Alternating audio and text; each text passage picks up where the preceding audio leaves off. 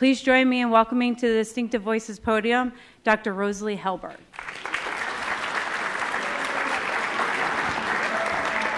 All right. Okay, thank you for the introduction. And I'd also, before I begin, I'd like to thank everyone, the organizers and national academies, for having me here today to speak with you.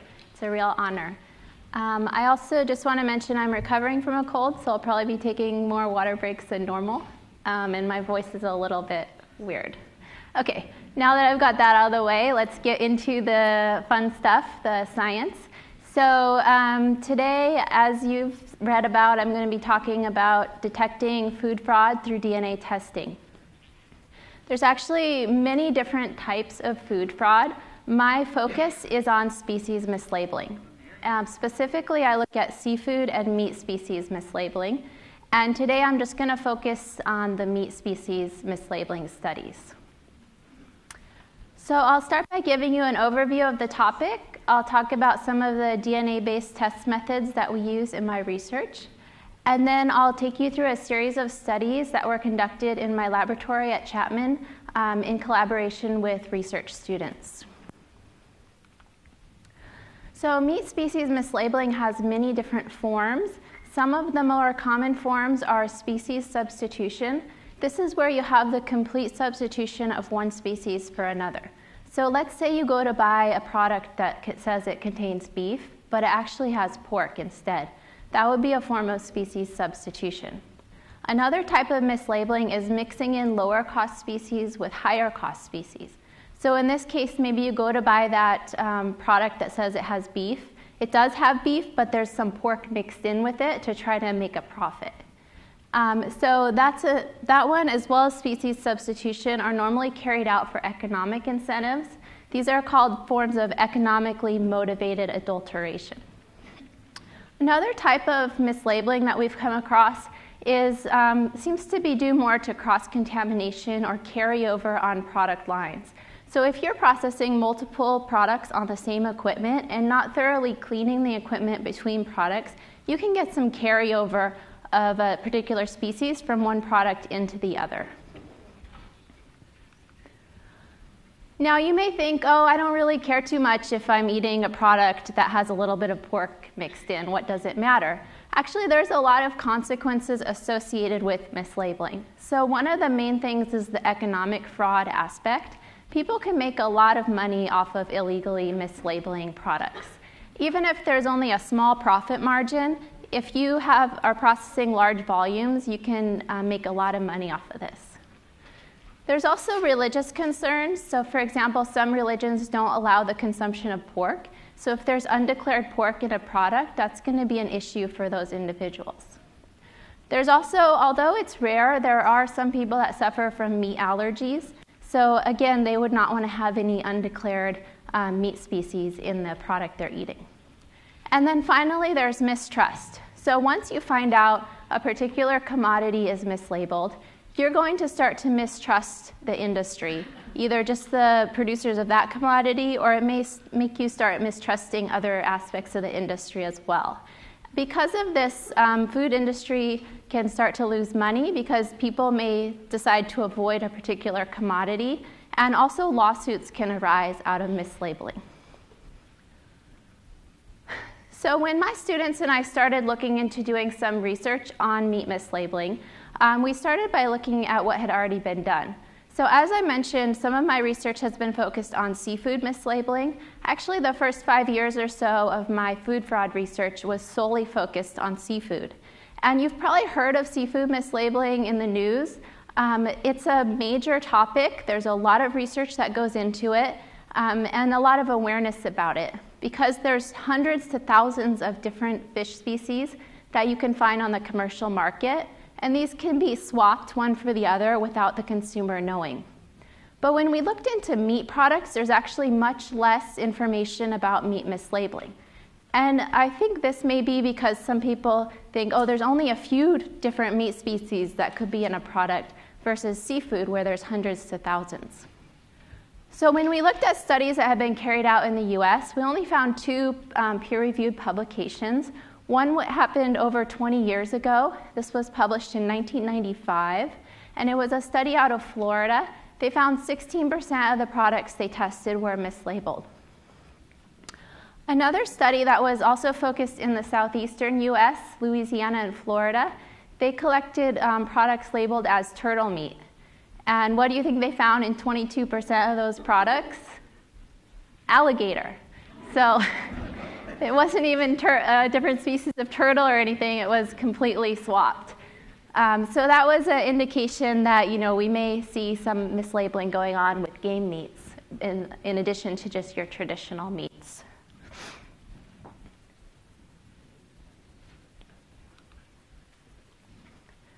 Then we took a look at what had been done globally. So there was actually a lot more research that had been carried out at the global level. We found some recent studies out of 2013 that out of Africa, South Africa, they tested both traditional meat products and game meats. They found close to 70% of the products they tested were mislabeled. And then a study out of Turkey that just focused on your traditional types of meat species, and they found 22% mislabeling. Both of these studies also interestingly found higher rates of mislabeling in products that had been ground up, for example, sausages or burgers. One other study that's a little bit more outdated, it's from 2000, but I wanted to mention it, came out of Mexico, and they tested sausages and burgers. They found 35% of those products actually contain undeclared horse and or pork.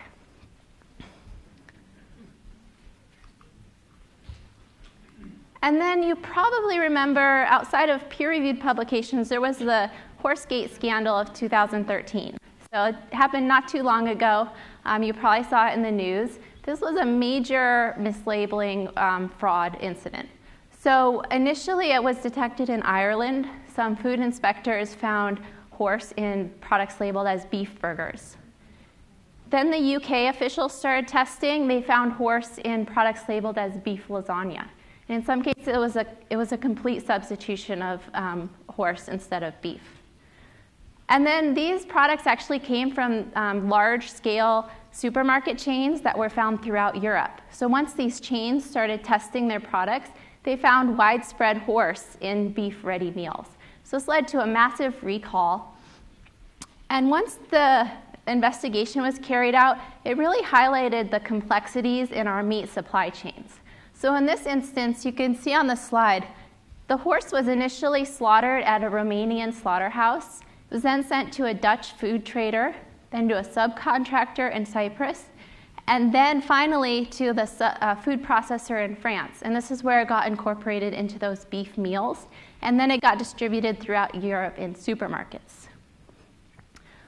So you can imagine with these complex meat supply chains, mislabeling could happen at any point in that chain.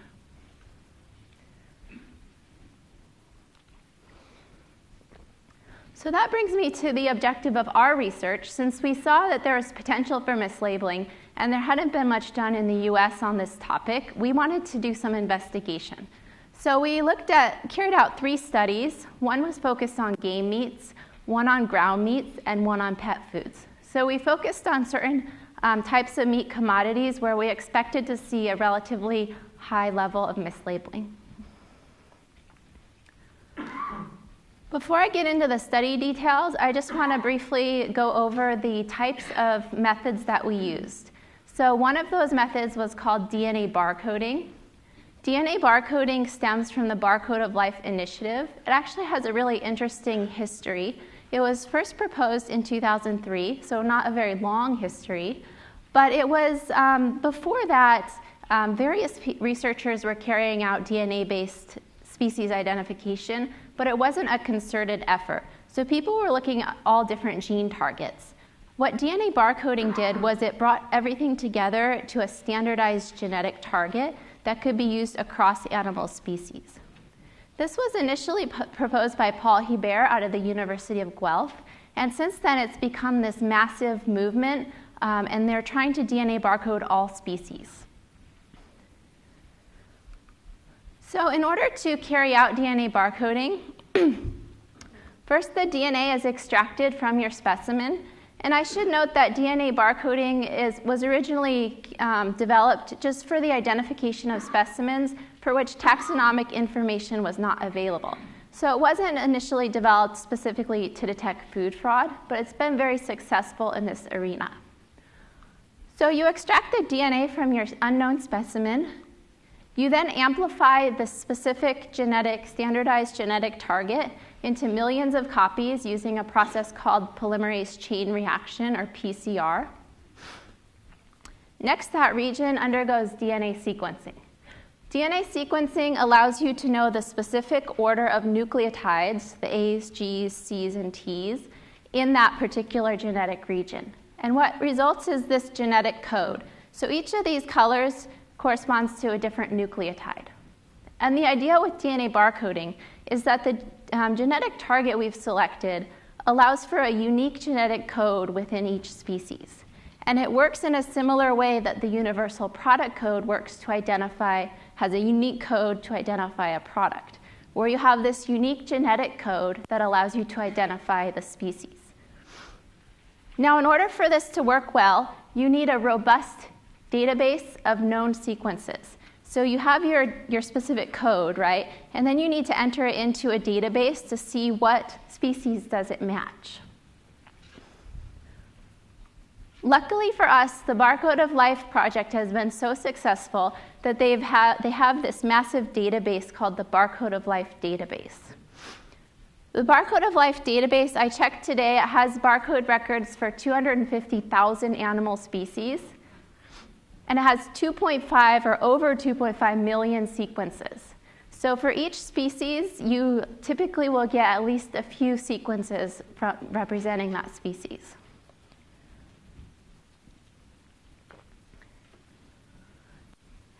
And this slide shows a typical readout if you enter a query sequence into the Barcode of Life database. So what you'll get is a listing. You get all the taxonomic groupings of your particular query sequence, and then you get the top species matches to your unknown sequence. So in this case, we queried a sequence, and it came back positive for the Cervus elaphus, or red deer, with 100% similarity between the query sequence and the reference sequence. Now, although DNA barcoding has been extremely successful with species identification, as with any method, there are some limitations. One of those limitations is that it doesn't work well for differentiating species that hybridize frequently. This is because the genetic target for DNA barcoding is a mitochondrial gene, which is only inherited through the maternal line. So if you have species that hybridize a lot, you're not going to be able to tell them apart with this method. You'd have to use some nuclear DNA. The other issue is that it doesn't work well with species mixtures.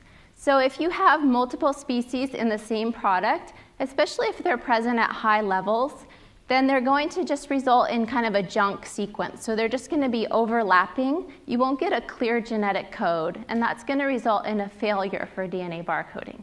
Now, sometimes you can actually get a readout if one species is present at a really high level and the other species are present at just trace levels. But the ideal method for using when you have a species mixture is actually real-time PCR. So real-time PCR is much more rapid than DNA barcoding. You basically extract the DNA from the specimen, and then you carry out that polymerase chain reaction, and that's it. You get your answer after those two steps. With real-time PCR, we use fluorescence, and it allows you to detect amplification of the target gene while the reaction is proceeding, so in real time. And this graph shows you some examples of amplification curves. So each line represents a different sample, and you can see there's an exponential form of amplification going on. Now, an issue with real-time PCR is that it's a targeted approach. So whereas with DNA barcoding, the idea is that you can use the same protocol for many, many different species, whereas with real-time PCR, you have to know ahead of time what species you want to target, and you're only going to get an answer of, is that species present, yes or no?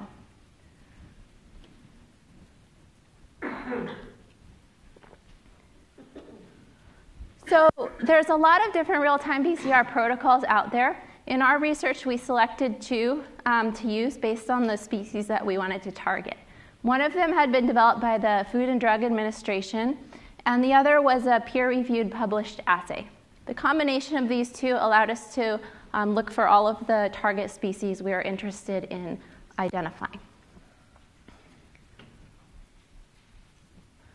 So with that, I'll take you into our studies that we carried out. So the first study I wanted to talk about is the game meat study. This study was led by my thesis student, Charles Quinto, and this was as part of his degree in food science. The second author on the study, Rebecca Tinoco, she was actually a community college student in the local area, and she was able to come do research with us as part of a summer research opportunity funded through the National Science Foundation. And this paper the study was published in the journal Food Control in January of this year. So commercial game meat in the US is defined as exotic meats that are not listed under the Federal Meat Inspection Act or the Poultry Products Inspection Act. So these products are actually regulated through a different route than your traditional meat products.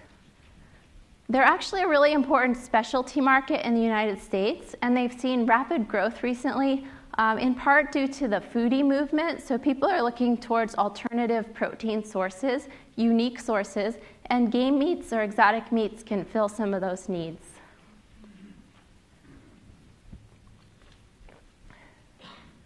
Now, one of the reasons we wanted to look at this topic was that there's a really high economic incentive for mislabeling of game meats. So for example, this picture is a beef steak.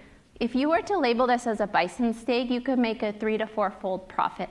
And some consumers can't readily tell the difference between these two types of products. So the objective of our study was to identify species in game meat sold on the US commercial market. We wanted to see if these were being mislabeled. We also wanted to see if any threatened or endangered species were being sold.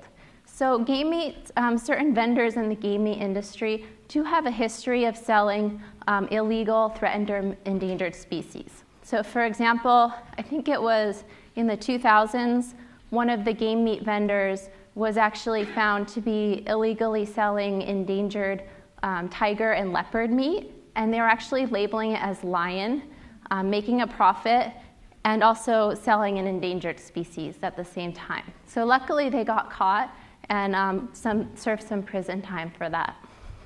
So we wanted to see if anything like that was still going on. So for our methodology, we started by collecting just over 50 samples. We collected these from 4 different online vendors. We then extracted the DNA from these products. We did the PCR and DNA barcoding, and we ended up with a sequence that we queried through the Barcode of Life database, which allowed us for species identifications. We got successful identifications for all 54 products, and in any cases where we found something that looked to be mislabeled, we then repeated the entire procedure just to confirm our initial result.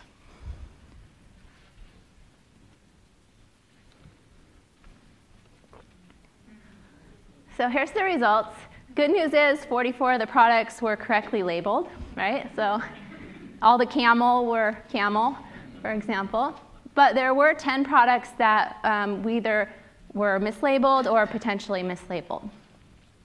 Interestingly, only half of those had some sort of economic incentive associated with them. So I'll go through the product by product in the next few slides. So this table shows the 5 products associated with economic incentives. Interestingly, 3 of them all came from the same vendor, which we coded as vendor B here. So it's possible that vendor B is out to make a profit through mislabeling. It's interesting, they're only making a small profit, right? But like I said, this can add up. So one example, antelope steak was actually Sitka deer, And the vendor actually sells both antelope steak and sitka deer, so they must be just taking their sitka deer steak and selling it also as antelope. They also had bison stew meat, which we found to be domestic cattle, and then pheasant, which was helmeted guinea fowl. Now, the most profit to be made were by mislabeling bison steak or mislabeling cattle as bison steak, as well as cattle as yak steak. So $25 to $26 a pound.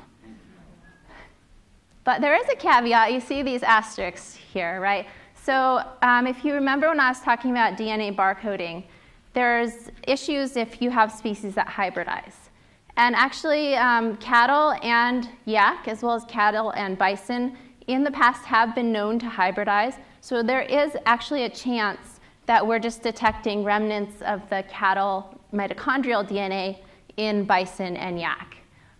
These animals are raised under managed herds, so it's unlikely that there's any hybridization going on currently, but it's possible that some ancient DNA, or not too ancient, but right, it could have been incorporated into the bison herd or yak herd. So because of that, we just call these products potentially mislabeled. You'd have to do some additional testing to really confirm this. Here's the 5 products that actually didn't seem to be intentionally, in terms of economic incentive, seem to be more of a supply and demand issue. And you can see that distributor A is the main offender here, so they maybe have a different philosophy when it goes to mislabeling.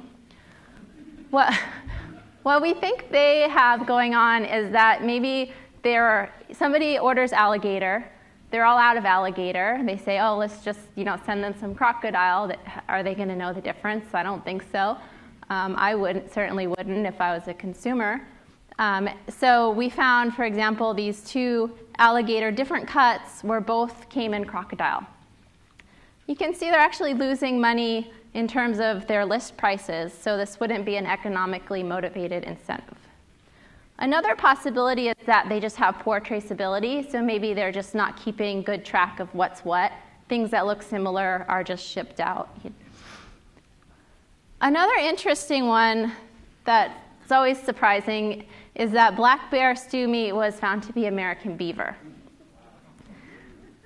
And if you look at black bear meat products sold by Game Meats, there's actually been warnings from the FDA for companies mislabeling black bear as other animals as well, such as brown bear as well as antelope. So this actually isn't too surprising if you look into the history of this. Again, there's a major profit loss based on the list prices, so it's probably more of a supply and demand thing. And then red deer, loin chops, were both found to be either llama or alpaca. Now, llama and alpaca actually have a history of hybridization, so it's possible that both of them were llama or both were alpaca, but regardless, neither of them was red deer.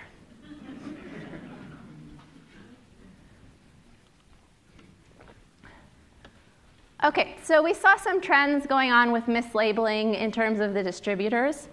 Here's just a breakdown of the different rates.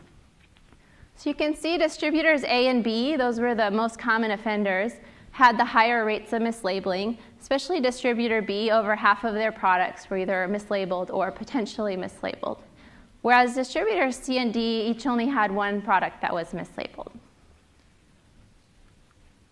Now, I mentioned that we looked also for near threatened or endangered species. We did find some, but all of them were actually correctly labeled and legally sold. So we detected 4 products labeled as bison that were indeed test positive for bison.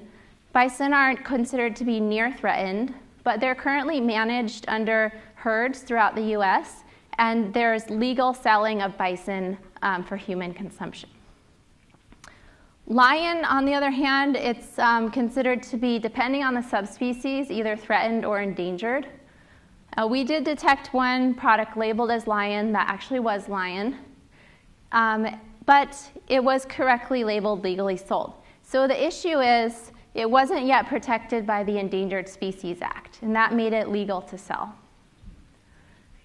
Since our study has been published, the Endangered Species Act actually came out with protecting lion under there. So one subspecies of lion is now considered endangered under the ESA, and the other is considered threatened. So it's illegal to sell the endangered subspecies at all for human consumption, and the threatened one can be sold, but only under specific permitting processes. So I actually looked online to see if lion meat is still being sold by game meat vendors, and I didn't see any for sale. They still had it listed, but it said it was out of stock. And interestingly, when we purchased the lion meat, stew meat, it was $100 for a 4-ounce portion. When I looked on which sounds like a lot, right? So I looked on the website, and they were, last time it was in stock, selling it for $5,000 for 4 ounces. So I'm guessing there was a run on lion meat once people, found out this rule was getting passed. So in conclusion, we did find some mislabeling going on among game meat vendors, some being worse than others. And it appears to be occurring for multiple reasons, not just economic incentives. I would like to do some additional work figuring out a better testing method to differentiate those hybrid species so that we can get a confirmation on the mislabeling.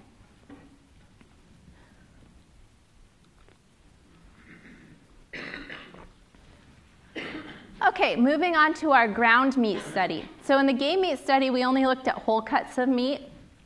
The ground meat study, we looked at meats that had been ground up, so things like sausages and burgers. This study was also published in the journal Food Control. It's actually published in the same journal issue as the game meat study. And this study was carried out by Dawn Kane, who was performing this study as her thesis project in the food science program at Chapman. So for this study, we did a combination of the two methods I described in the beginning. So we used DNA barcoding initially. This was a tiered approach. So all samples underwent DNA barcoding.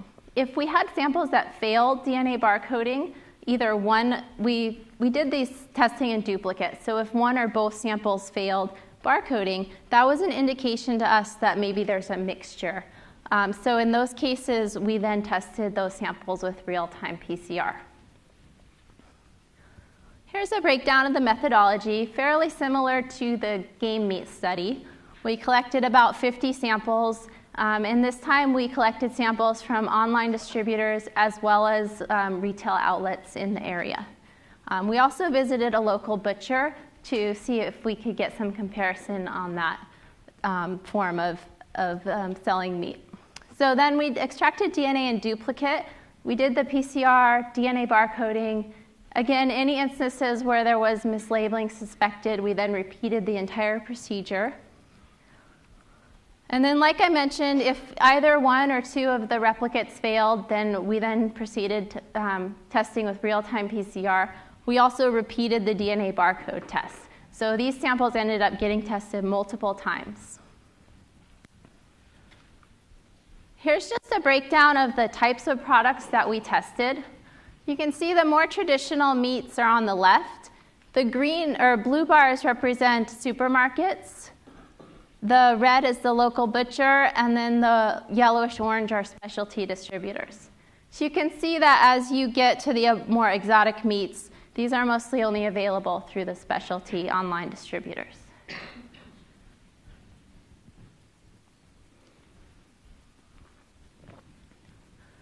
Again, 10 samples were mislabeled, so fairly similar rate to what we found with the game meat study. One sample we found to be mislabeled entirely. So this was an instance of species substitution. In this sample, it was labeled as yak burger, and we identified it as beef. But like I mentioned before, we can just say these are potentially mislabeled. We'd need to do some initial testing to confirm this. But if they were indeed mislabeled, there's a twofold profit to be made through this. The other samples all were found to contain multiple species. So I'll go through those in the next slide. But one example was a sample labeled as ground lamb. We tested it, we did find lamb, but we also found pork and horse. So that was one of our surprising results. Here's a breakdown of all 9 products that contain multiple species. So here's the turkey products. We found the highest number in terms of looking at labeling. Turkey was most commonly mislabeled. But it appeared to be due more to not like an economic incentive, more due to possibly cross-contamination or carryover on the equipment line. So these 2 ground turkey products were acquired from a local butcher. They did indeed have turkey, but they also had beef, lamb, and chicken. So it seemed more like the local butcher probably just uses the same equipment to process all of these species and possibly not cleaning out the equipment in between species. Similar with the turkey burgers that we acquired online. Again, black bear coming out as American beaver. So this was a different type of product, the black bear burgers, but it was from the same distributor that we detected the same situation within the game meat study. This was the one where we think there may be economic incentive involved. So it was labeled as ground kangaroo. We did test it positive for kangaroo, but it also tested positive for beef. So this is an instance where you could have a lower cost species being mixed in with the higher cost species, but it's possible that it's also just a cross-contamination issue. Here's the 2 products that we found horse in. So one was ground bison. We didn't find bison in it at all. We found American elk. And then we also found beef, pork, and horse. So a lot of species getting into this product.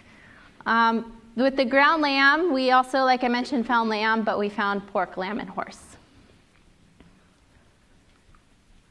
Okay, so overall, we did find some trends in terms of mislabeling in the category of distributor. So if you look at the online specialty meat distributors, that's where you're seeing the highest rate of mislabeling. 35% of the products we got from there were mislabeled. Local butcher only had a few mislabeled products, and like I mentioned, it seemed to be more of just a carryover issue on the equipment. Supermarkets had a really low level of mislabeling. I think only 1 product that we got from supermarkets was found to be mislabeled. We think this is because supermarkets often sell meat coming from large chains, large processors. These large-scale processors will typically only process 1 type of meat, so maybe there's a beef processing plant. So there's not a lot of opportunity for cross-contamination in the product line.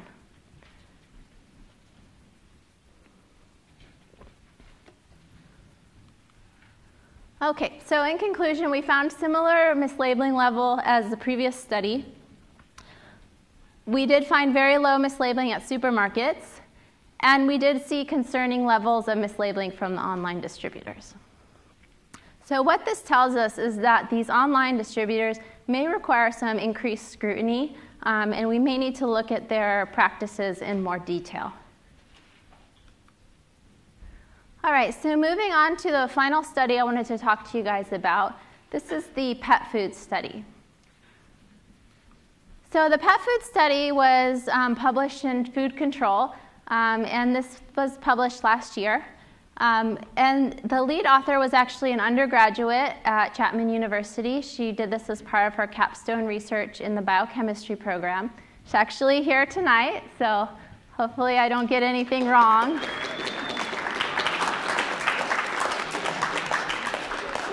And I'm also happy that she has now joined us in the food science program, pursuing her master's degree.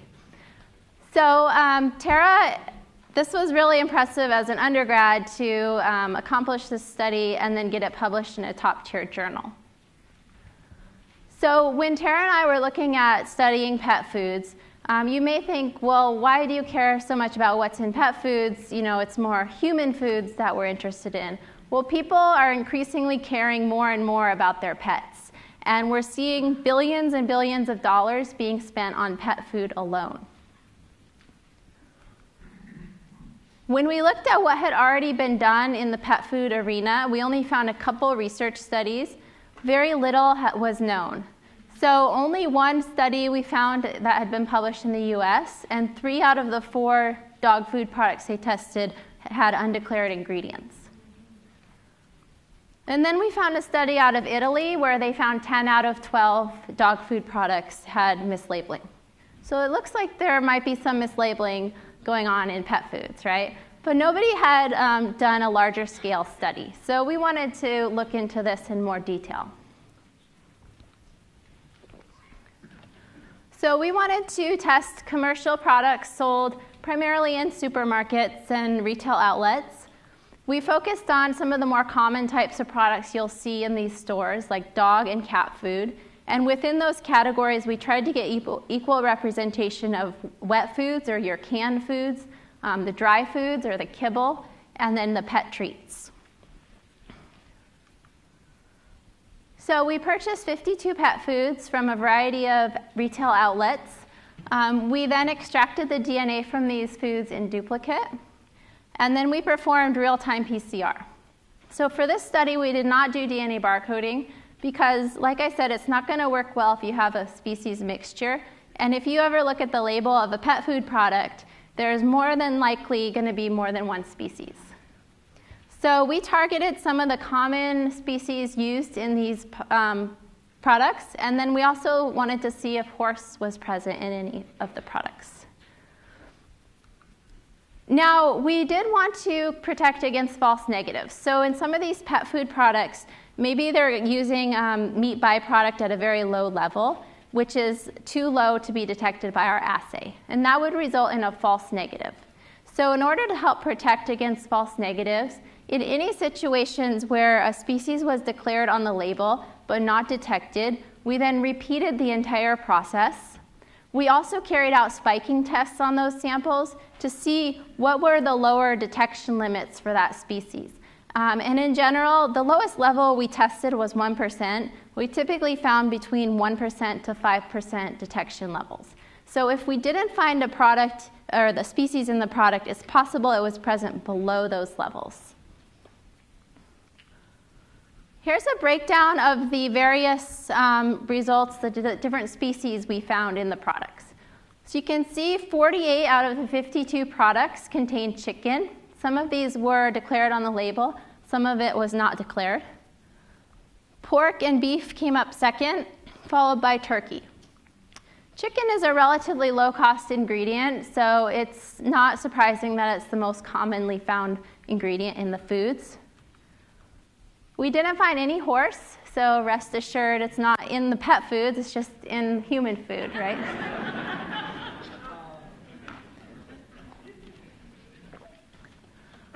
Overall, we found a surprising 40% of the products we tested were mislabeled in some way. One of the categories of mislabeling were products that contain undeclared species. So for example, well, the most common undeclared was pork. So for example, you get a product that claims to contain beef and chicken, and it also we would test it positive for pork. And then 13% of the products we tested, we couldn't detect what was declared on the label. The most common undetected ingredient was beef. Like I've mentioned, beef is a higher cost ingredient compared to your other traditional species, so it's possible some of this was economically motivated. However, we only can call these potentially mislabeled because, again, it's possible beef was present below the detection level. But in some cases, this is highly unlikely. For instance, situations where beef was the #1 ingredient on the pet food, which means it should be present in the highest amount, and we didn't detect it. So that's most likely a mislabeling going on. And then here's just a breakdown across. I mentioned we looked at these different categories of foods. The red lines are the mislabeled products, and blue is correctly labeled. So you can see the wet foods, we found a much higher rate of mislabeling. It was actually significantly higher than the dry food products. And then the treat products were kind of in the middle.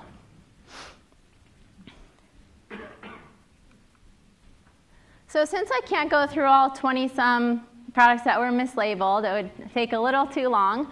I just picked out two that are representative of the different types of mislabeling we saw. So we saw some situations where mislabeling seemed to be an issue of, like I mentioned with the ground meat study, carryover or cross-contamination of the product lines. So here's a situation where we had a wet dog food product. It claimed to contain turkey, pork liver, pork plasma, and chicken fat. Well, we did detect all three of those species in the product. But we also found beef. So beef, it doesn't make economic sense to substitute it in. So it's more likely an issue either of poor traceability or carryover on the production line. The other one is this dog food treats. So this is an instance where we think it's economically motivated.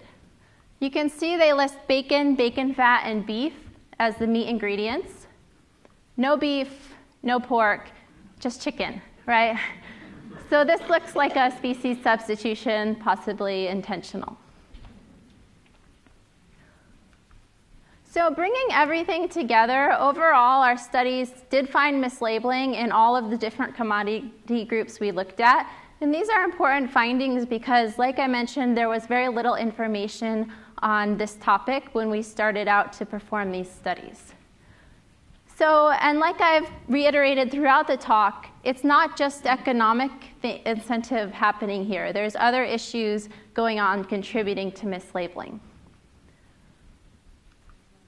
So what should we do next? Well, in my lab, we focus on methods and detecting species. So I would like to focus on looking into differentiating those potentially hybridized species like the cattle, bison, cattle, and yak, so that we can get a better test to confirm mislabeling. I also think on the wider scale, it's important that we look into these mislabeling practices further, maybe even go out and do some interviewing, surveys, figure out what's really going on, what is contributing to the mislabeling, and figure out the best way to prevent it.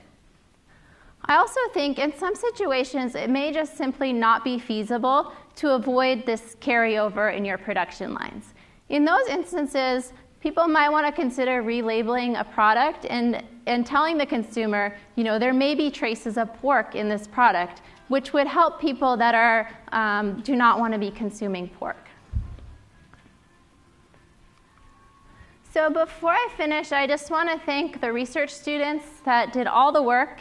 They were really the workhorses. They spent hours in the lab, did feverishly working on their manuscripts, and I couldn't have done this work without them. I also want to thank Chapman University for providing some funds to do this study, as well as National Science Foundation for helping fund the community college student to come work in our lab over the summer. So with that, I'd like to thank you for your attention, and I'd welcome any questions that you have.